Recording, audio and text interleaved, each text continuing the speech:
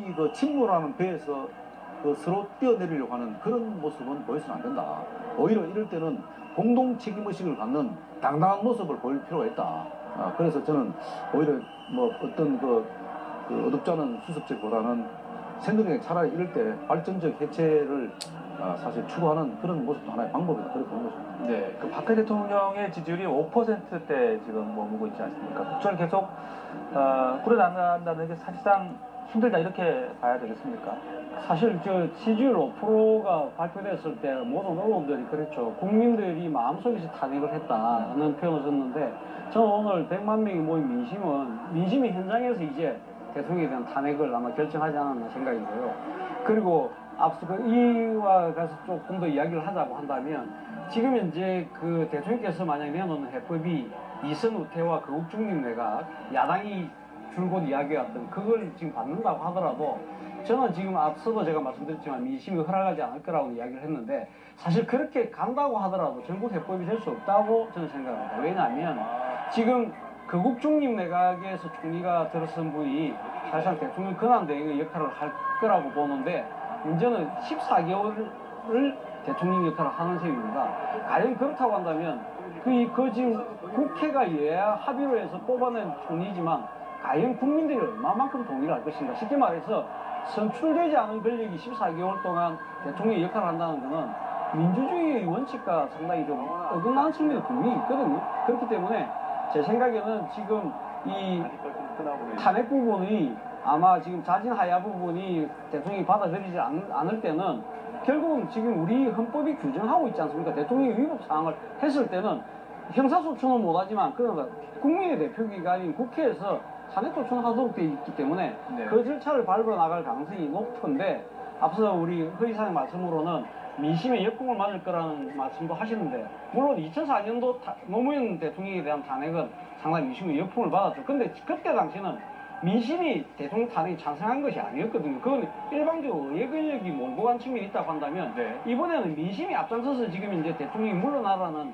민심이 더 큰 상황이기 때문에 의회 권력 입장에서는 오히려 그것을 부합되는 역할을 한다고 한다면 저는 뭐 크게 민심의 역풍을 맞을 가능성은 적다고 보는 거고요. 이 과정에서 정말 주목되는 부분은 만약에 그런 상황으로 그 정치적인 상황이 발전돼 나갔을 때 저는 바로 그래서 새누리당이 중요하다는 겁니다. 새누리당에서 예를 들면 친박계 지도부가 끝끝내 잘 물러나지 않는다고 한다면 결국 비박계는 아까 말씀하신 발전적 개최를 하려고 하면 결국 비박계가 깨워놓을 수밖에 없는데 그 깨워놓은 비박계가 결국은 지금 이제 야권 세력의 탄핵하는 국면하고 맞물릴 경우는 진짜 탄핵이 가결될지도 될 수도 있는 가능성도 있는 배제할 수가 없는 거거든요. 네. 그렇기 때문에 아마 지금 여당의 지도부 이재명 대표를 비롯한 여당의 지도부도 내일 비박계들이 이야기하는 이 지도부 교체에 대해서 결코 가볍게 처리할 수 없을 것이라고 저는 봅니다. 네. 제가 지금 말씀드리는 이제 그 발전적 해체라는 게 그리고 야당이 역풍이라는 게 뭐냐면 사실 그 대통령 지지율이 5%라는 것을 너무 야당이 과신하지 말라는 거예요. 네, 왜냐하면은 이 5%만 딱 그 줌에서 보면은 정말로 지금 뭐 차 교수님 말씀하신 대로 이제 국민 마음속에서는 박근혜 대통령이 일단 벗어난 거예요. 그렇다면은 그러면 그 이 5%가 그럼 야당으로 다 가느냐?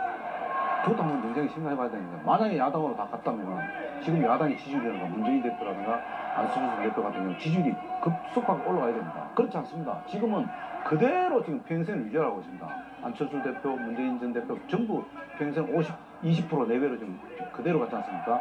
그렇기 때문에 민심이라는 것이 정말로 이 어디로 갈지 모르기 때문에 너무 지나치게 이 5%라는 이런 여기에 그 야당이 과신해서는 안 된다는 거죠. 그 말씀을 드리는 거죠. 네. 자, 그리고 이 지금 측근들이 이제 대통령의 지시에 따랐다 이런 발언들도 지금 속속 나오고 있고요. 박근혜 대통령에 대한 검찰 조사가 어떻게 이루어질 것이냐, 뭐 서면 조사, 방문 조사, 소환 조사 등의 방법이 나올 수 있을 것 같은데 어떻게 좀 예상을 하십니까? 좀 일부에서는 뭐 박근혜 대통령 직접 뭐 그 검찰청 그 특별 수사본부에 뭐 간다는 뭐 이야기도 나오는데 저는 그거는 바람직하지 않다고 봅니다. 그렇지 않아도 얼마든지 수사를 할 수 있다. 그래서 물론 이제 서면 조사나 이런 것들은 너무나 형식적이기 때문에 불소추권 특권을 내려놓고 저는 가장 합리적인 것은 제3의 장소에서 청와대도 아니고 네. 검찰청수도 아닌 제3의 장소에서 수사를 받는다고 대통령께서 먼저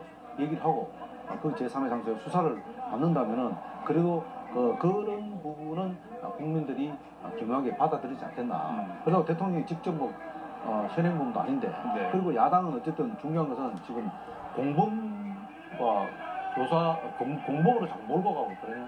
근데 사실 어떻게 보면 지금 박근혜 대통령이 지금 공범이라는 게 지금 밝혀진 게 아무것도 없단 말입니다.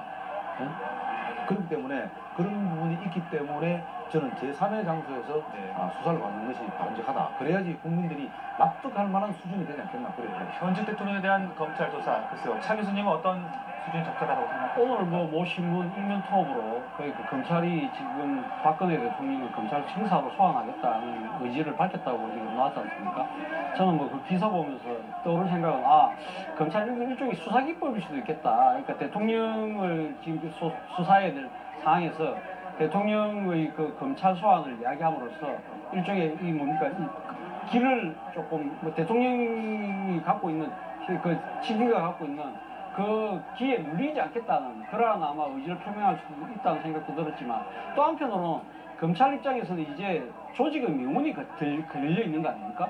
그러니까 지금 이번 수사에서도 이 일종의 봐주기 수사로 간다고 했을 경우는 아마 다음 정권이 누가 대통령이 되든 간에 아마 지금 이제 검찰이 말 그대로 국민으로부터 탄핵받을 수밖에 없다는 그러한 위기감에서도 그걸 이야기할 수 있는데 저는 그 앞서 첫 번째, 두 번째 이유보다 더 큰 거는 아마 지금 이제 이 대통령의 수사가 국가적 명운이 달렸다는 아마 그러한 그 위기감이 아마 작용하고 있지 않나 생각인데 그게 무슨 말이냐고 하면 지금 정호성 전 비서관이나 지금 안종권 수석을 비롯한 사건 관계자들 지금 이제 주요 피의자들 지금 강하게 지금 신분을 하면서 사건의 실제적 진실을 하나하나 밝혀나가고 있거든요. 그 검찰의 입장에서 보면 결국은 이 모든 의혹의 몸통은 결국 박근혜 대통령이지 않느냐. 이렇다면 이 박근혜 대통령을 둘러싼 여러 가지 의혹을 제대로 수사하지 못하면 대한민국이 설 수 없다. 그렇다고 한다면 대통령을 현직 대통령이라 하더라도 검찰로 소환할 수밖에 없지 않겠느냐.